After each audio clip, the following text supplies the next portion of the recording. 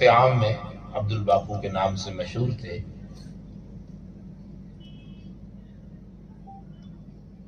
ان کے چہرہ مبارک اور ان کی زندگی کو ایک طرف رکھیں اور پھر اشعار پہ غور کرتے جائیں۔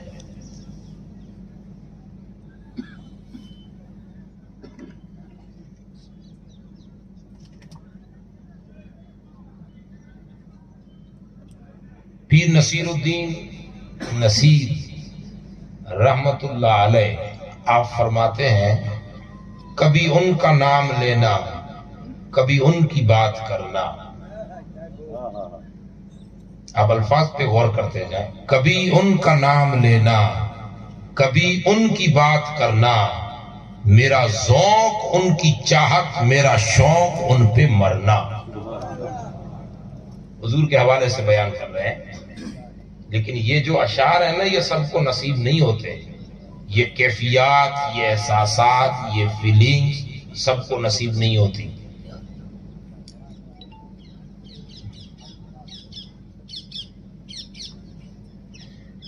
کبھی ان کا نام لینا، کبھی ان کی بات کرنا، میرا ذوق ان کی چاہت، میرا شوق ان پہ مرنا۔ وہ کسی کی جھیل آنکھیں، وہ میری جنوں مزاج۔ وہ کسی کی جھیل آنکھیں، وہ میری جنوں مزاجی۔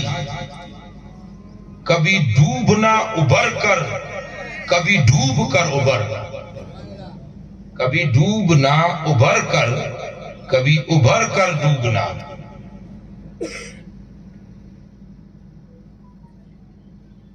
اور اگلا جو شعر ہے وہ تو 100%، 121% عبدالباپو ہی پر فٹ ہو رہا ہے۔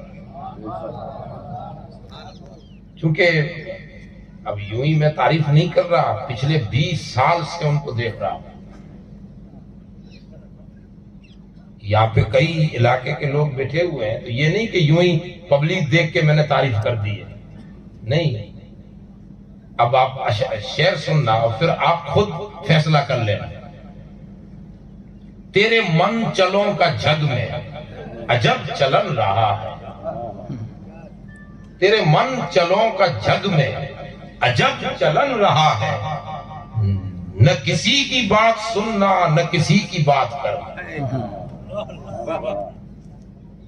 مجذوب کی پہچان، ایک ہے مجذوب سالک اور ایک ہے سالک مجذوب، ایک ہے عام مجذوب۔ مجذوب کی 3 قسمیں، ایک عام مجذوب، ایک سالک مجذوب، ایک مجذوب سالک۔ اب یہ سب علمی بحثیں ہیں جو اس وقت اس کے لیے کافی ٹائم کی ضرورت ہے، اور میں جو کچھ وہ جو اولیاء کی صفتیں بیان ہوئی ہیں ان سے، اور پھر جو 18-20 سال میں جو عبدالباپو کو دیکھا، تو میں یہ کہوں گا کہ حضرت پیر عبدالقادر عبدالباپو سالک مجذوب تھے۔ اچھا، سالک مجذوب کسے کہتے ہیں؟ سالک مجذوب اسے کہتے ہیں جو نارمل ہماری طرح ہو۔ آپ ادھر ادھر دھیان نہ رکھیں، ورنہ ایک لفظ چھوٹ جائے گا تو بات سمجھ میں نہیں آئے گی۔ ادھر ادھر نہ رکھیں اس پر، کہ جو ہماری طرح نارمل زندگی جیتا ہو۔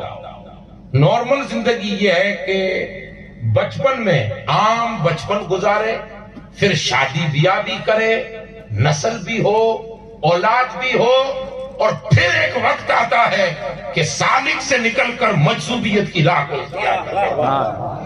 اب آپ بتائیے عبدالباپو یہ تھے کہ نہیں؟ شادی کی، اولاد موجود ہے، بیٹا موجود ہے، پوتے موجود ہیں۔ جنہوں نے دیکھا انہوں نے دیکھا، ایک زندگی گزاری اور پڑھائی کی ہے، 4 عربی جماعتوں تک پڑھائی کی ہے، اور بڑی اچھی عربی رائٹنگ تھی آپ کی۔ اردو لکھتے تھے، گجراتی لکھتے تھے، اسکول بھی گئے ہیں، انگلش بھی لکھ لیا کرتے تھے۔ اور یہ تو عام لوگوں نے دیکھا کہ قلم کبھی آکان پر رہتی تھی، کبھی ہاتھ میں رہتی تھی، کبھی جیب میں رہتی تھی۔ میں نے تصور میں پوچھا، اے مجذوب خدا، تیرا قلم سے کیا واسطہ؟ تو جواب دیتے ہیں، قلم دکھانے کے لیے ہے، اصل تو لوح محفوظ کی قلم ہے جو خدا نے ہمارے ہاتھوں میں دے رکھی ہے۔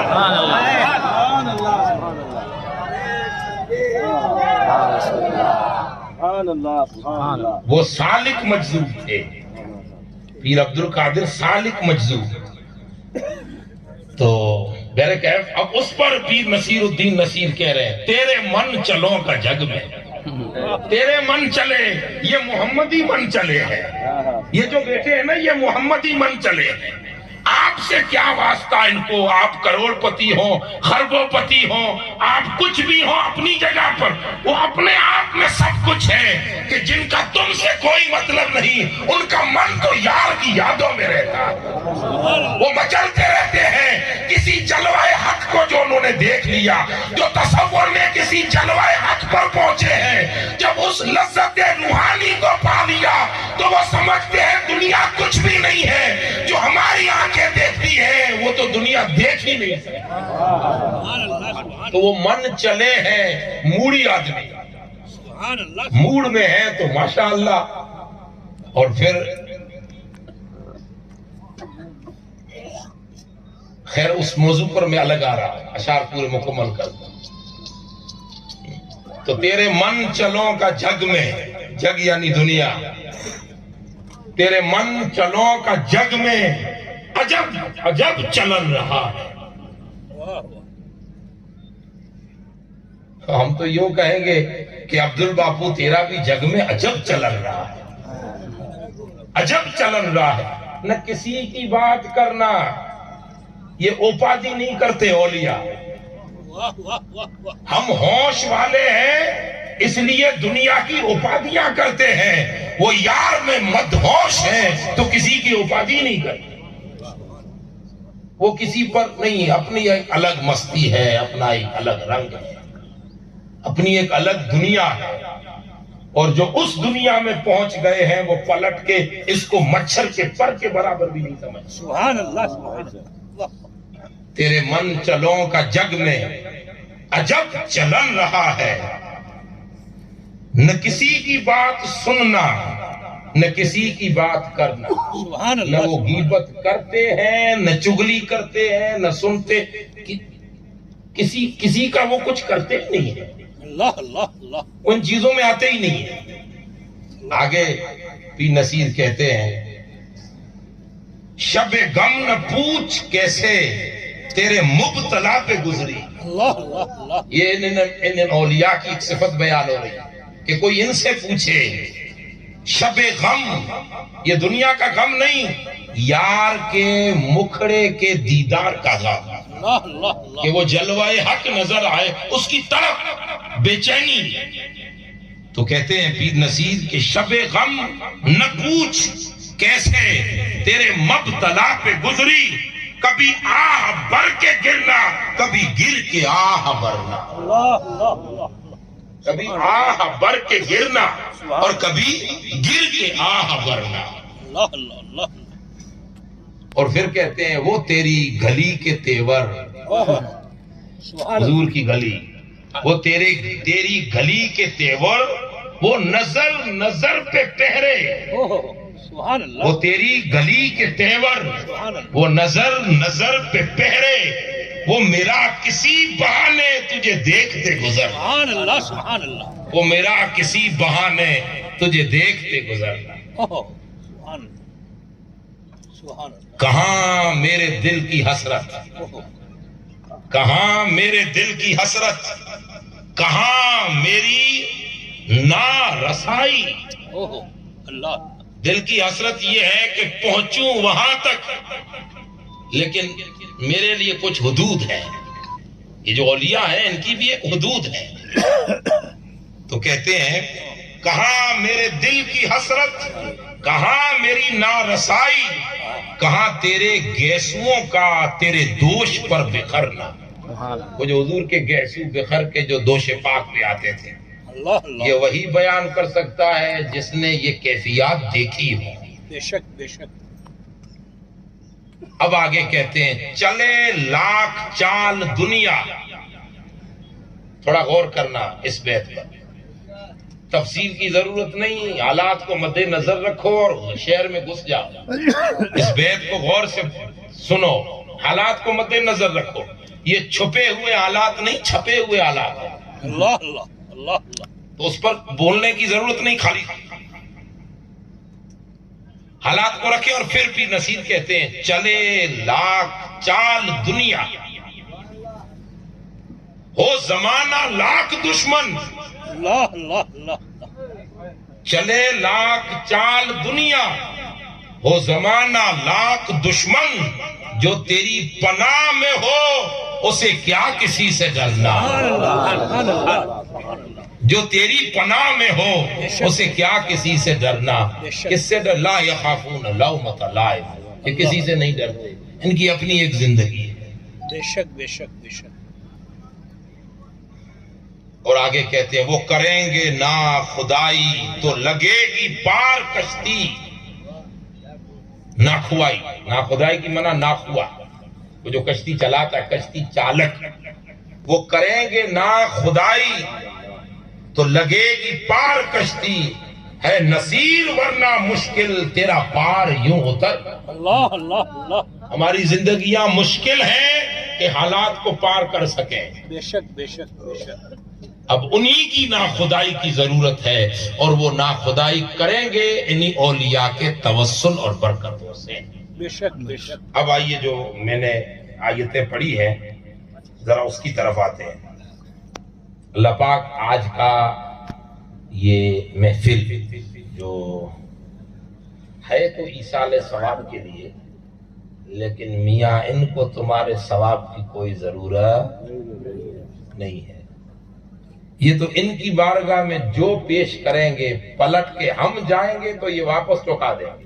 سبحان اللہ سبحان اللہ. ادھار رکھتے ہی نہیں ہے. سبحان اللہ. تو جو ایصال ثواب کی محفل میں ہم بیٹھے ہیں، اللہ تعالیٰ اس حاضری میں آئی ہوئے ایک ایک عقیدت مند کی عقیدت کو قبول فرما. آمین آمین. اور ایک ایک کی محبتوں کا صلہ اللہ دنیا میں بہتر عطا فرما، اور آخرت میں ہم سب کو ان مستوں کی دنیا کے ساتھ حضور کی شفاعت عظمیٰ میں وافر حصہ عطا فرما. آمین آمین. میں نے قرآن مجید کی سورہ انبیاء کی 3 آیتیں تلاوت کی. سورہ انبیاء اور اس کی آیت نمبر 105 سے میں نے تلاوت شروع کی. 105 سے 106 اور 107 3 آیتیں میں نے تلاوت کی ہے. اب ذرا قرآن کو سمجھنے کی کوشش کرتے ہیں. دیکھیے قرآن مجید کی ایک ہے ظاہر، ایک ہے باطن، ایک ہے عبارت النص اور ایک ہے اشارت النص. اللہ اللہ اللہ. یہ اہل علم جو بیٹھے ہیں وہ ان باتوں کو سمجھ سکتے ہیں. عبارت النص جو ظاہر لکھا ہوا ہے، الحمدللہ رب العالمین الرحمن الرحیم مالک یوم الدین، یہ جو ظاہر ہے نا اس کو عبارت النص کہتے ہیں. اور ایک ہے اشارت النص. اشارت النص معنی کو نہیں کہتے، اللہ اللہ. تفسیر کو نہیں کہتے. کچھ رمز، کچھ اشارے ہوتے ہیں ان آیتوں کی معنویت کے، جسے تفسیر روحانی کہا جاتا ہے. سبحان اللہ سبحان اللہ. ایک ہے تفسیر ظاہری، تفسیر باطنی صوفیانہ، جو اہل علم جانتے ہیں کہ حضرت اسماعیل حقی رحمت اللہ تعالی علیہ تفسیر روح البیان، ان کا طرز یہ ہے کہ پہلے لیں گے قرآن کو، پھر ترجمہ بیان کریں گے، پھر تفسیر عالمانہ بیان کریں گے، اور پھر آئیں گے تفسیر صوفیانہ. سبحان اللہ سبحان اللہ. وہ اشارت النص رہتا ہے. اور ایک اور تفسیر ہے جسے تفسیر عاشقانہ کہتے ہیں. جیسے شاہ عبد العزیز محدث دہلوی کچھ اشاروں میں گئے ہیں، اور کئی تفاسیر میں جیسے جلال الدین سیوطی ہے الدر المنصور میں کہیں ہلکے ہلکے اشارے کیے. وہ ایک عشق کی کیفیت رہتی ہے جب بندہ اس میں بیٹھتا ہے، ایک علم کی کیفیت ہے. ایک روحانیت کی کیفیت ہے، ایک عشق کی کیفیت ہے۔ جب علم کی کیفیت میں ہو تو علم کی واردات ہوتی ہے اور بندہ لکھتا جاتا ہے، وہ علم کھلتا جاتا ہے، پتہ ہی نہیں چلتا کہ کہاں سے علم آ رہا ہے۔ یہ واردات علمی ہے، اور کچھ روحانی واردات ہوتی ہے۔ جب بندہ لکھتا ہے تو نظر اس کی روح سے راب ہوتی ہے، روح کی تختی سے پڑھتا ہے اور قلم سے لکھتا جاتا ہے۔